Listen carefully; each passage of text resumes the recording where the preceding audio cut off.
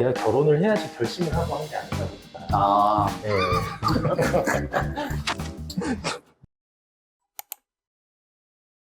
안녕하세요. 리얼 콘텐츠 리얼 리뷰 공래외 공주입니다. 오늘 콘텐츠는 예민하지만 함부로 넘어갈 수 없는 주제죠. 결혼. 30대 남자들의 결혼에 대한 이 애환을 얘기하면서 인터뷰가 진행될 예정입니다.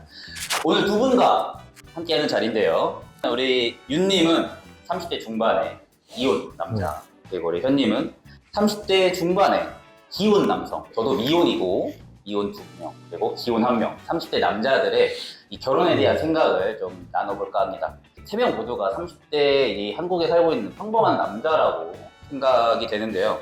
오늘의 주제가 또 결혼이다 보니까 이 결혼에 대한 몇 가지 질문을 좀 해보도록 하겠습니다.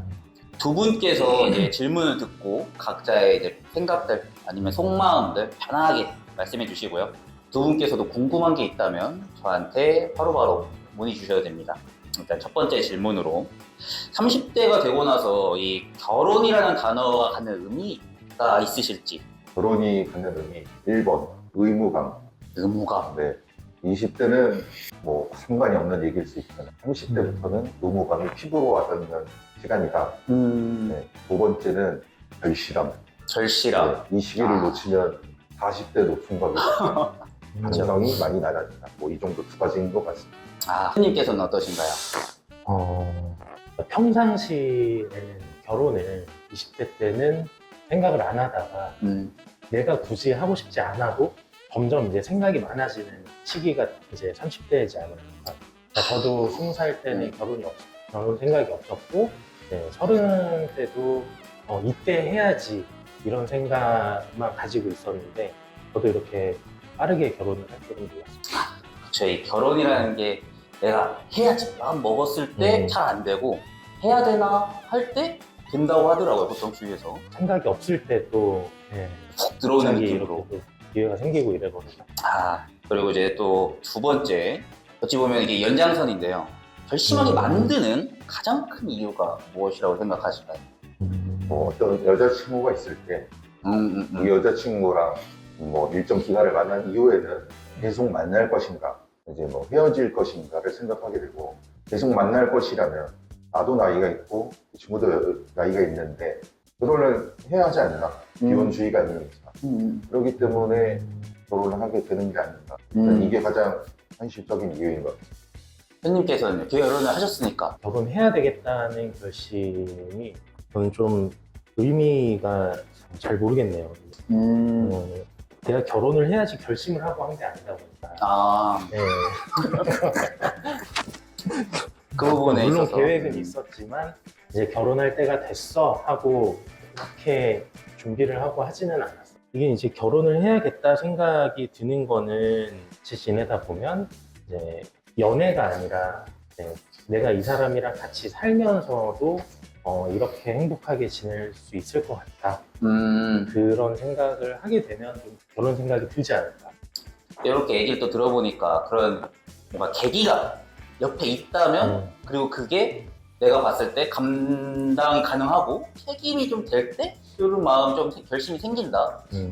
그렇게 생각이 좀 드는 것 같아요. 또 두 분의 얘기 들어보니. 근데 이제 쉽게 결정을 못하는 게 또 내 상황이나 그쵸. 내가 얼마나 준비돼 있냐가 또 항상 생각이 남기 때문에 어렵죠. 그런 부분이 약간 좀 걸림돌이 되기도 하고 고민도 많이 되죠. 남자들끼리도 이런 얘기를 많이 하잖아요. 쭉 술 마시면서도 얘기도 하고. 그럼 좀 이제 다음 질문으로 넘어가서, 요건 조금 재밌는 주제인데, 주변 친구들이 뭐 결혼을 했거나 아니면 아직 비혼이거나 이런 거에 있어서 얘기를 나눠보다 보면 결혼 비혼 선택이 이제 그 친구들이 난 이래 난 저래 라고 생각했던 걸 들었을 때 각자 두 분께서는 그 생각에 영향이 있었는지. 일단 두 가지로 나눌 수가 있는데, 비혼주의인 친구가 옆에 있을 때 이거는 사실 영향이 없습니다. 왜냐하면 저는 비혼주의가 아니고 꼭 결혼을 할 것이기 때문에 비혼주의라고 선언하는 사람들에게 영향을 전혀 받지 않습니다. 다만 저 또래인데 아직 결혼을 안 했고 뭐 조금 더 있다 할 거다, 이런 사람들이 많으면 많을수록 저에게도 나도 시간이 좀 더 남았구나, 요새 트렌드는 좀 더 늦게 하는구나 하는 영향을 받습니다. 그 부분에서는 저도 너무 공감되는 부분이라. 현님께서는 어떠신가요?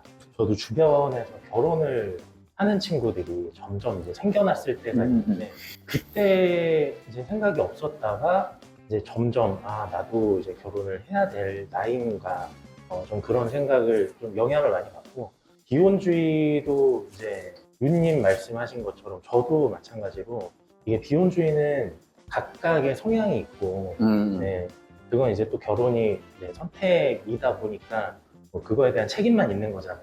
그래서 결혼을 안 한다는 선택을 하는 거에 대해서 저도 존중은 하되 이제 제가 영향이 가지는 않는. 저도 이제 주위에 결혼한 친구들, 아기가 있는 또 기혼자시네. 아기가 있을 때 같이 이렇게 뭔가 하고 있는 그 모습을 보면은 뭔가 결혼하고 싶다. 가장으로서의 뭐 무게나 이런 거는 약간 살짝 밀어놓고 저런 행복해 보인다. 이게 너무 그 절실하게 다가올 때가 있어요. 그런 걸 또 얘기하면서 한 번 더 또 상기되는 부분이 있는 것 같습니다. 친구들과의 이제 삶과의 비교. 이런 것도 조금 있지 않나요? 그 아기가 있다 보니까 자유롭지 못하고 주말에 이렇게 나오는 게 좀 힘들 수도 있고 친구들 만나는 게 그쵸. 힘들 수 있잖아요. 우리 이렇게 미혼이 봤을 때 불쌍하다, 짠하다 이런 느낌 있으신가요? 그럼요. 이제 앞으로 나도 저런 삶을 살게 될 것이다. 겨우 이제 부모님으로부터 탈출해서 혼자 잘 살고 있는데 다시 그 시절로 돌아가는 것이 아닌가 이런 생각이 듭니다. 이런 게 또 네. 얘기가 또 나올 수가 있는 부분인지라. 근데 또 포기하는 만큼 또 다른 재미가 있는 것 같아요. 네. 진짜로. 그 외에 보이지 않는 재미가 있고 물론 내 개인의 시간과 내 자유를 정말 많이 포기를 해야 되는 그 외에 이제 가족하고 뭔가 다른 걸 만들어 갈 때의 재미는 확실히 있죠. 아주 좋은 얘기인 것 같아요. 그러니까 내가 즐겨했던 거를 포기하는 상황이지만 또 그거를 가족들과 뭔가 다른 걸로 또 재미를, 또 행복을 찾는 거잖아요. 성향에 따라서 어떨지 모르겠지만 포기할 만하다. 와, 저는 포기할 만하다. 그렇게, 마음을 생각을 하고 있습니다. 어떻게 좀 마음에 와닿나요? 진심이신가요? 해보시면 알아요. 이거는 경험해봐야 한다. 너무 좋습니다. 함부로 말로 설명할 수 없는 거. 함부로 설명할 수 없는. 너무 좋습니다. 너무 좋습니다. 그럼 여기서 계속 질문을 이어서 이제 기혼자인 햄님께 이제 제가 좀 질문을 더 하나 하자면 막상 결혼해보니 가장 애상박이었던 점. 와, 이건 몰랐어. 이런 게 있었나요? 뭐 예를 들어서 애상박이라면은 금전적인 부분이라든지 아니면 뭐랄까 둘이 살아보니 혼자 살 때랑 뭔가 이런 차이점이 있는데 이렇게 적응이 뭐 힘들었다? 아니면 애상박이었다? 이런 것도 그런 좋고요. 거 있을 것 같아요. 연애 시절과는 다른 모습들이 보입니다. 배우자. 다른 모습들. 그건 안 보였어요. 오. 이미 그대로 보인 상태에서 저는 결혼을 했고 지금도 마찬가지고.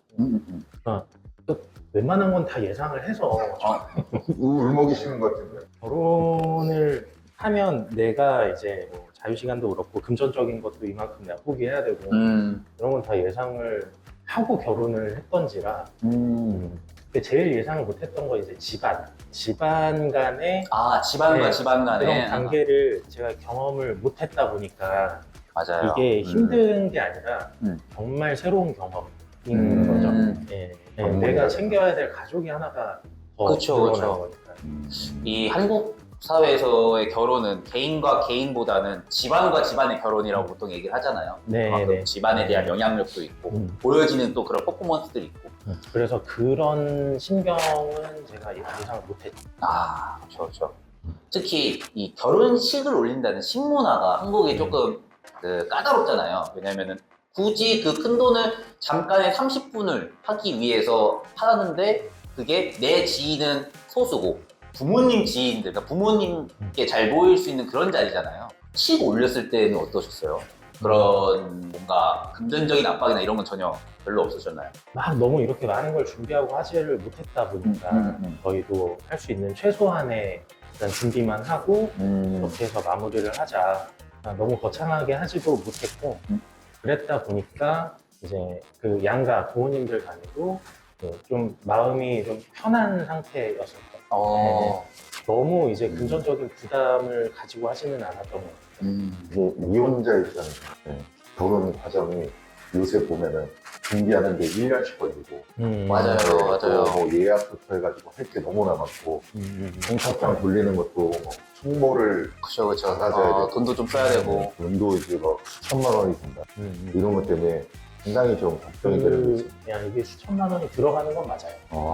네. 근데 정말 준비 기간이 정말 오랫동안 이제 두고 준비 기간을 두고 준비를 해도 빠듯하게 준비를 하는 경우고 뭐 3개월, 6개월 정도 그 정도를 두고 하는 사람들도 그냥 어디에 중점을 두고 하냐에 따라서 네, 여유 있게 준비되는 기간이 될 수도 있고 저희 같은 경우는 이제 집에 대한 걱정이 좀 이제 없는 상태에서? 없는 상태에서 네. 그냥 신혼집을 따로 구하지를 않고 네네. 네, 이제 서로 묵고 있었던 같이 살고 그곳을, 있었죠. 네, 그곳을 그냥 신혼집으로 선택을 했다 보니까 조금 여유가 있었죠. 어떠신가요? 근데 이거는 이제 여자의 입장도 좀 들어봐야죠. 맞아요. 네, 여자가 얼마나 이제 그림이 넓은지 또 하고 싶은 게 많은지에 따라서도 기간이 늘어날 수 직장을 막 화려하게 하고 싶다는 사람도 있을 거고 아니면은 신혼집이나 여행에 좀 더 뭐 집중하시는 분도 있을 네. 거고 이게 보통 이게 결혼을 이렇게 준비를 한다 그러면 이제 우리가 여행을 갈 때도 그 숙박을 먼저 잡고 나서 이제 모든 걸 다 준비를 하잖아요. 그렇죠. 결혼도 직장을 먼저 딱 준비를 하면 그때부터는 조금씩 네, 직장 구하는 게 제일 네, 좀 힘들었어요. 네, 그래서 예약이 늘어나는 이유도 그 직장을 좋은 데를 잡으려면 그쵸, 또 그쵸. 이만큼의 기간이 또 필요하니까 네. 민님 그리고 직장을 빨리 잡아야겠네요. 그래야 시작되는 거 아니겠어요? 사람이 없는데 일단 직장 잡아보고 노쇼가 일어나는. 좋습니다. 저희 다음 질문으로 넘어가서 이제 약간 좀 미래적인 질문이에요. 각자 앞으로 한 5년 앞 미래에 이 결혼에 대해서 그리고 결혼을 해서 지금 내 이 미래 상황에 대해서 어떻게 예상하시나요? 아니면 어떤 삶을 좀 생각하고 계실지.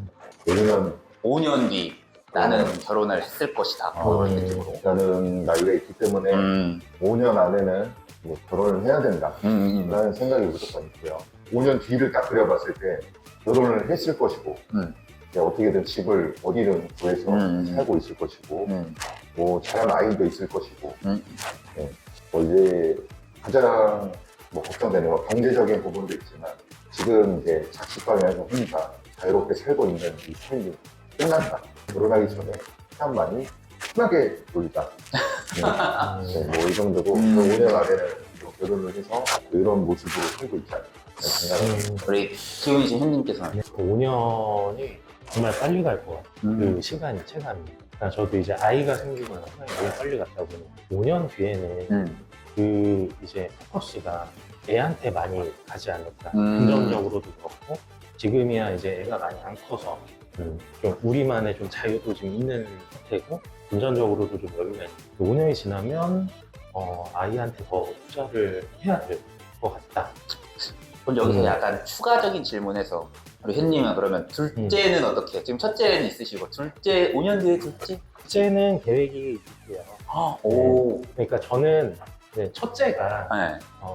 둘째를 좀 그래도 신경을 우리가 좀 덜 쓸 수 있게 케어를 케어를. 해주는 나이가 되면 그런 둘째를 계획을 하고 있죠. 예. 둘째에 대한 저도 외동이어서 형제가 있으면 좋겠다라고 생각이 드는데 요즘 워낙 인구수가 적잖아요. 특히 애기들이 없잖아요. 이런 거에 있어서 다들 이렇게 애기를 낳는 거에 대해서 안 좋게 생각하거나 싫어하는 사람들이 있는 반면에도 그래도 또 둘째 생각도 있으시다.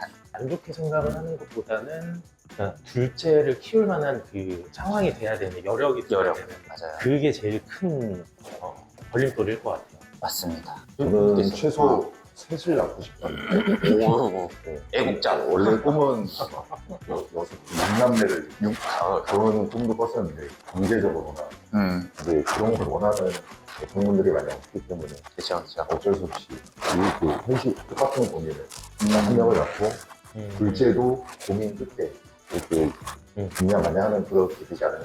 상황을 봐서 좀 서글픈 현실에. 그 계획대로 안 되실 수도 있고. 네. 하나 더. 이 어찌 보면 오늘 준비한 메인 질문 이외에 좀 특수한 질문인데 요거는 좀 더 저희가 글로벌적으로 생각했을 때 기혼자이시니까 제가 어차피 와이프분하고 잘 지내고 계신데 예전으로 돌아갔다고 칠게요. 과거로 돌아갔었을 때 네. 외국인과의 결혼을 어떻게 생각하실까요? 저는 좋습니다.